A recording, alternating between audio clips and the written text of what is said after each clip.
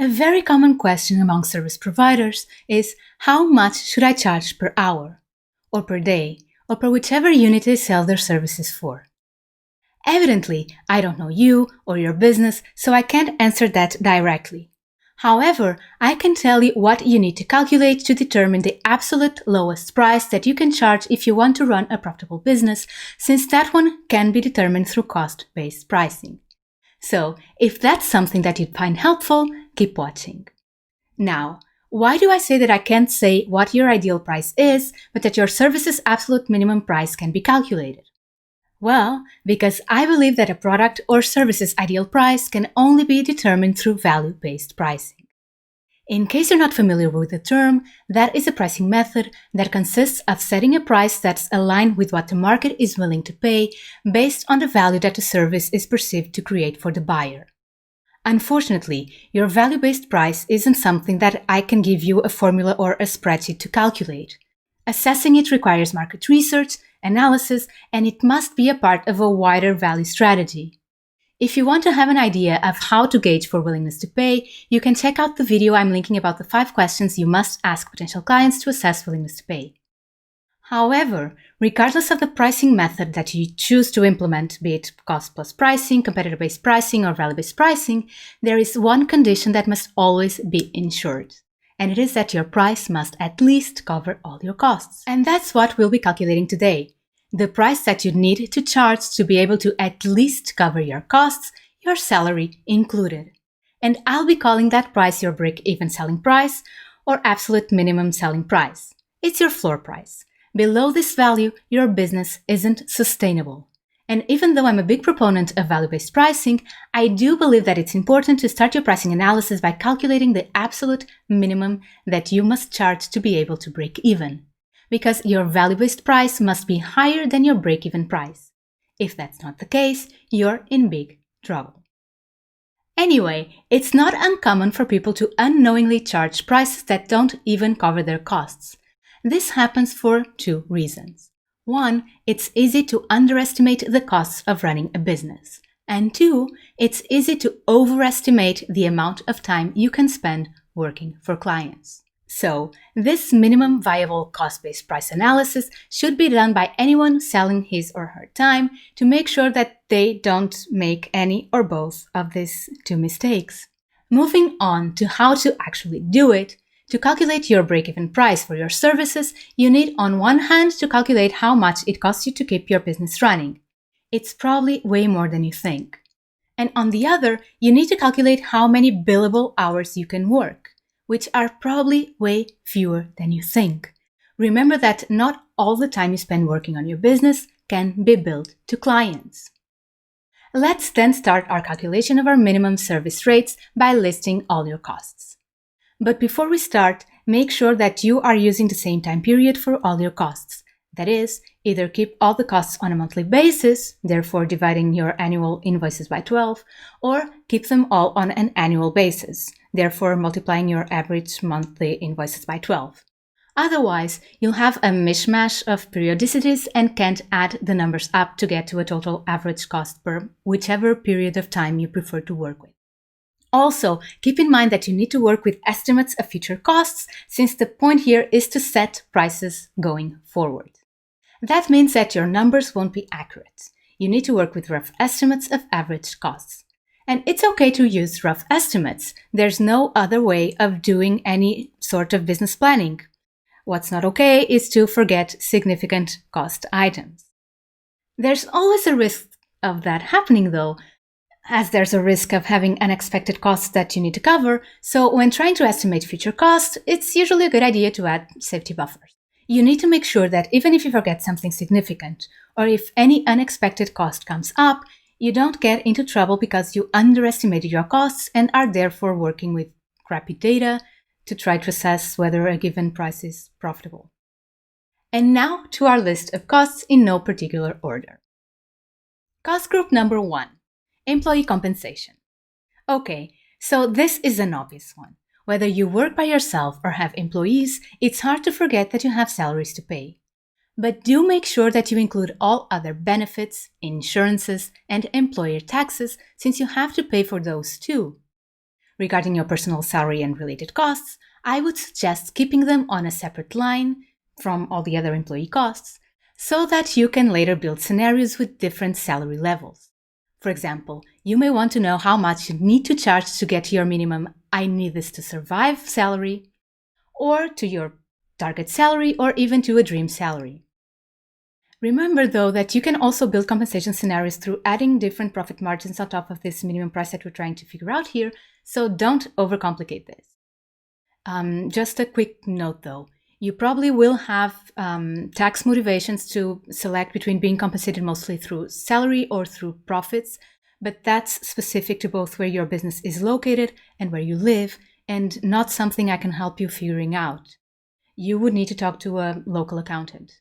And if you're new to this, it would be a good idea to talk to an accountant in any case, because you need to make sure that you understand what taxes you need to pay. You don't want to play around with taxes, and make sure they get paid. Well, sorry for that. Let's move on to cost group number 2, office and supplies. The fact that you need to pay rent, unless you work from home, also makes it an obvious cost. But there's a lot more to office space than meets the eye.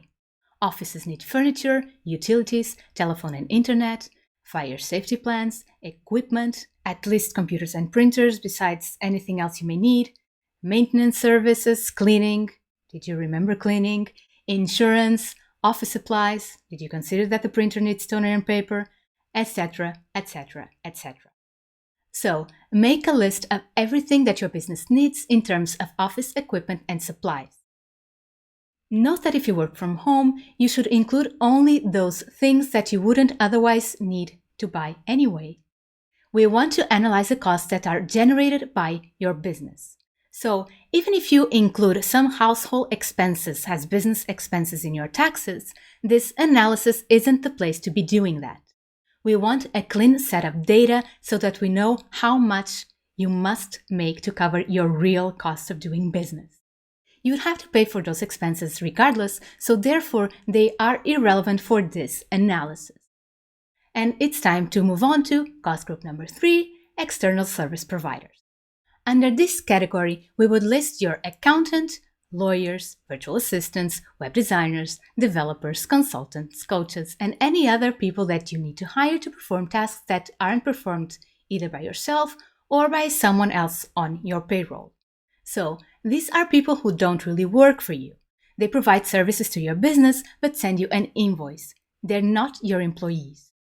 Now, cost group number 4, IT costs. That includes software, hosting, etc. This is one of those things that can easily add up these days.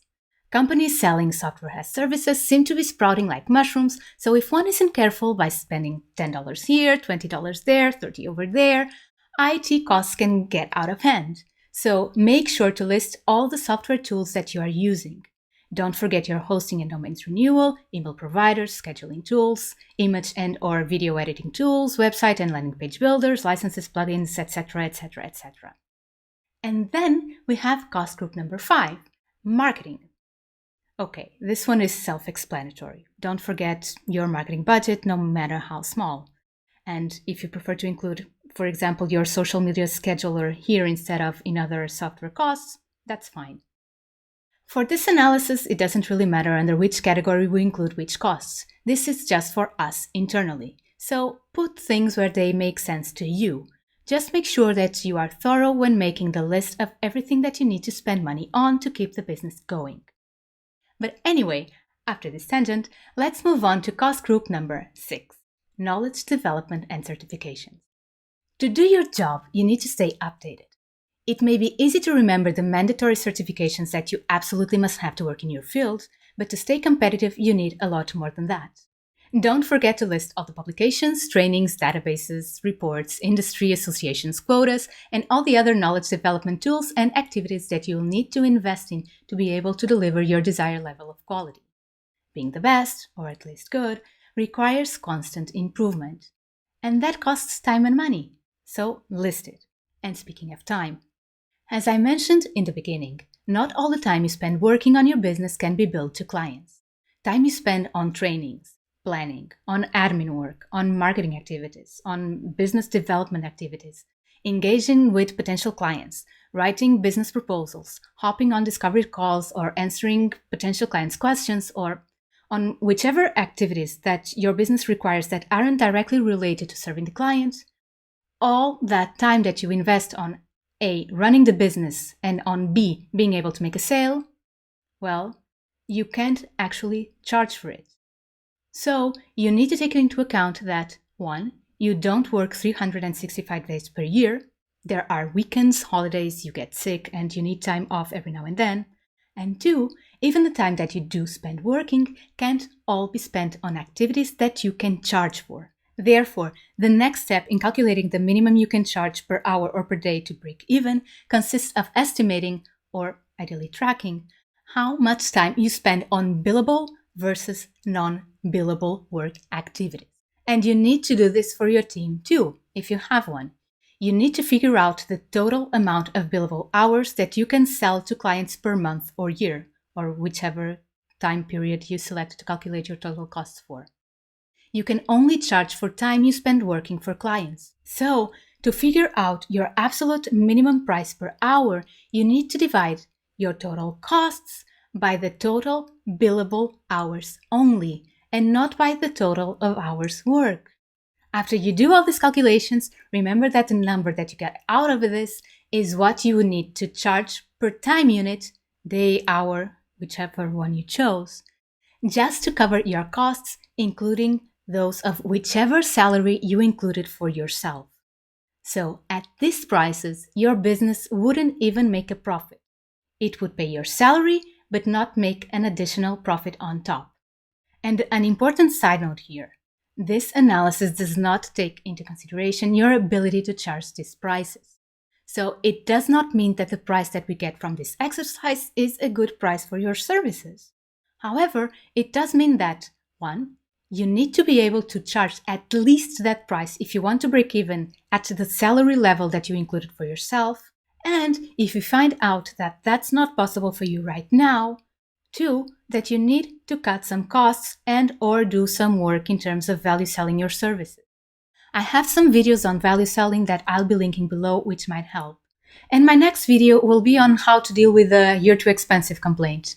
I will publish a 4-step strategy to deal with that one before I go back to my how to do market research for a new business or a new product video series that I had just started. So if you're interested in that, don't forget to subscribe and ring the bell to make sure you don't miss it. Hope you find the video helpful and to see you in the next one. Bye!